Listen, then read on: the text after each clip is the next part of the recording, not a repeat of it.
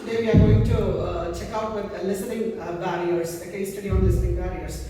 So we all know what is listening. Can anyone explain me what is listening?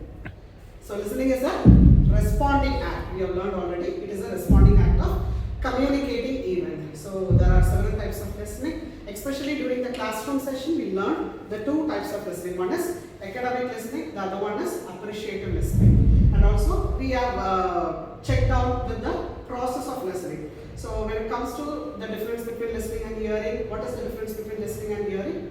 What is listening? Listening is a psychological act, right?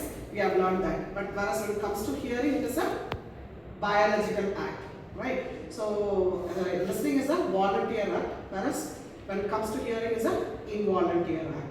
So when it comes to barriers, we discussed already on the barriers. So we are going to learn what are the barriers, especially what did you encounter or what you face during schools or college time. So the type of barrier we are going to discuss. So come on, tell me a barrier on listening. So first I have faced with the language barriers, ma'am. So I had problems in communication with teacher or with some other person. Okay, was it with a language barrier or an attitudinal barrier?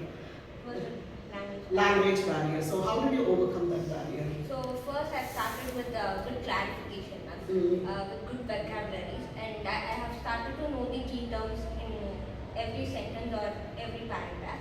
Okay. And after that I had a good listening.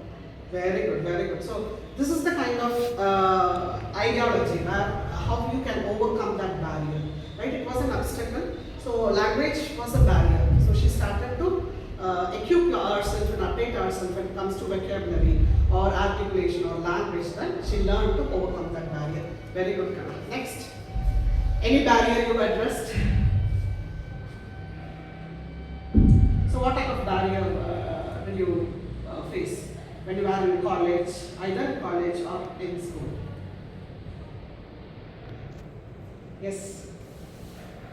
Physical barriers. Physical barriers. Distance between the listener and the speaker. Very good, very good. So oftentimes people sitting in the last bench will face that barrier, right? Okay. So what type of approach did you adapt to overcome that barrier? We have to listen to the speaker. Someone is speaking nearby person's room, so they can't hear it. Okay. There are many distractions. Distraction. So you have to avoid distractions. So you have to train yourself to listen. Okay, good. So you have made that, right? You have applied that and you have overcome that. Good, good. That is great. So any of you here? Good, good, Pranav. Information overload. Information overload. Exactly. That is a very good barrier. People, why it is very important, essential right now. So, whenever we are talking, especially when the teachers are talking to you or delivering lectures, you have to be careful enough when it comes to physical, information overload. What is information overload? So you have to be aware of your previous knowledge. Unless until you are aware of your previous knowledge, you could not listen. So you won't be receptive. Receptive in the sense receiving the knowledge. Got it? Okay. So information overload is an important barrier. Very good.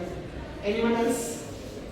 Emotional barriers. Emotional barriers. So what type of barriers? Emotional barriers. Fear of being judged or Okay. taken. Okay. Can I call it as a biased barrier? Okay. Okay. So how did you overcome that? We should feel confidence Okay. and we should see the speaker's eyes and stuff. Talk. Okay, so that was an important bias barrier which comes under judgmental bias when it comes to listening. So you have overcome that barrier. Okay. So psychology is an important barrier where you have to offset all your distractions and then listen to that barrier. Okay, very good. Next, Attitudinal barrier. attitudinal barrier. Was it? Treat the speaker in negative mindset. Okay, okay. Oh, that is called as prejudice. We call it as prejudice. Okay. So we should listen them in a positive mindset. Okay, in a positive mindset and you have to receive it. Unless the bottle is empty, you could not fill in something. Am I right or wrong? So sometimes we'll be completely overloaded with our own preconceived notions that I know this already, I have a knowledge about this particular subject. So at that time you could not listen. So that's what it's called. So it is called as preconceived notion or prejudice. Good, very good. And anyone else? Yes, dear. Cultural barriers. Cultural barriers. Okay.